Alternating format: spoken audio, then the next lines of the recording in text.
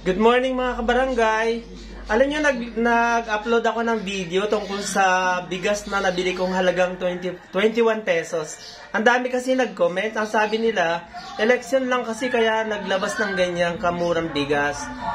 Ako naman, wala akong idea tungkol sa bagay na yun. Kasi napanood ko din sa video na may nagsabi na pambaboy daw yung bigas na yun. Pero sa bandang Visayas yun Ako kasi natuklasan ko dito sa Cogyo Antipolo na noong April 4 pa ay meron na akong video na nakabili nga ako ng halagang 25 pesos. Pagkatapos nung bumalik ako dun sa tindahan, meron na namang halagang 21 pesos. Kaya binili ko. At saka kinakain ko talaga. At nagkataon din naman na marami akong alagang mga aso't pusa, kaya sinasama ko na sila sa pagsaing. Kasi ang kinakain ko dahil sa nagkaroon ako ng problema sa bituka, yung brown rice, dahil masagana siya sa fiber. Pero natuklasan ko na yung lasa nitong binili kong bigas na mura ay kasing lasa din siya ng brown rice. Kaya ito na yung kinakain ko. Tapos may mga nag-comment din na, sige nga, subukan mo nga isaing, ipakita mo sa amin na kung kinakain mo talaga. Kaya yun yung aking gagawin ngayon, magsasaing ako, pagkatapos ipakikita ko sa inyo na kinakain ko talaga. At saka ipakikita ko muna yung itsura ng bigas. No, medyo meron lang siyang mga halo na medyo madilaw, pero yung karamihan naman ay maputi. At saka yung hindi siya durog, siguro mga 80% na buo siya. Kaya sinasabi ko na garantisadong maganda, hindi siya panghayop. So eto na, isasaing na natin. 2 kalahati lamang dyan sa takalan na yan kasi maalsa din siya, hindi magkakasya dyan sa kaldero, maliit lang. Ayan mga kabarangay, pinakikita natin na nilalagyan natin ng tubig para makita natin kung meron ba siyang dumi.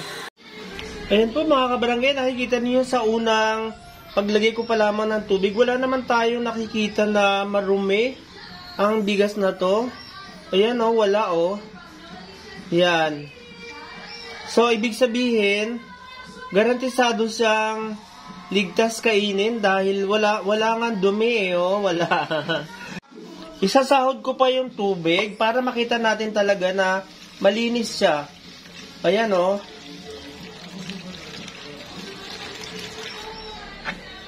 Yan, nakita nyo?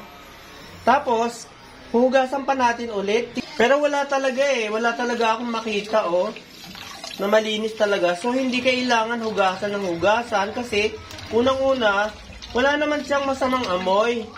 Kaya, tama na yung 2 hugas para sa akin. Ayan, nilalagyan ko na ng tubig para ilagay na natin sa kalan.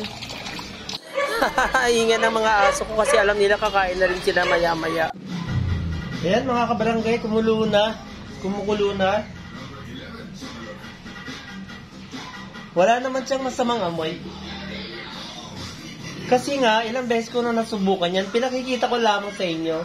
Ayan, luto na po yung ating sinaing. Pwede na tayong kumain. Ayan na mga kabarangay, kain na tayo. Ito na yung sinaing natin na 21 pesos na bigas na hindi ko inalis pa sa kaldero kasi para makita niyo na dito talaga ako kumukuha ng kakainin ko. Siyempre, meron tayong ulam, isda. Ayan. Sanay ako simple living At mayroong gulay, mayroong lettuce kasi marami akong tanim at saka kamatis. Ganun din, marami din akong tanim na kamatis. Siyempre, hindi nawawala yung roasted peanut kasi ito yung nakatulong para matanggal yung symptoms ng gallstone sa akin. Lagi akong kumakain ng roasted peanut. At merong oregano extract, ginawa kong juice kasi malaki din ang tulong sa akin natanggal yung mga sakit ng tuhod dahil sa osteoarthritis.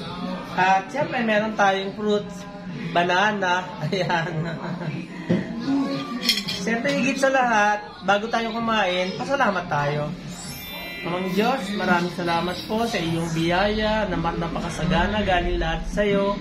Dalangin at pasalamat po sa tanging pangalan ng aking Panginoon na tagapagligtas sa Jesus. Amen.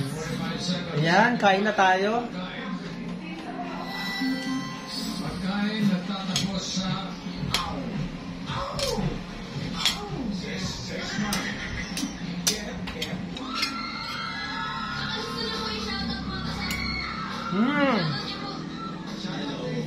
Ito talaga yung lasa ng bigas na pinakain namin dati sa probinsya.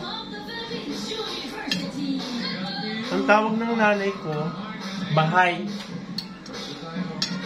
Ang ibig sabihin, yung palay na matagal na stock, na hindi pa siya naging bigaya, nagkaroon siya ng ganong lasa na parang laon, na parang napakamalinamnam. Yun ang sarap. Kain po.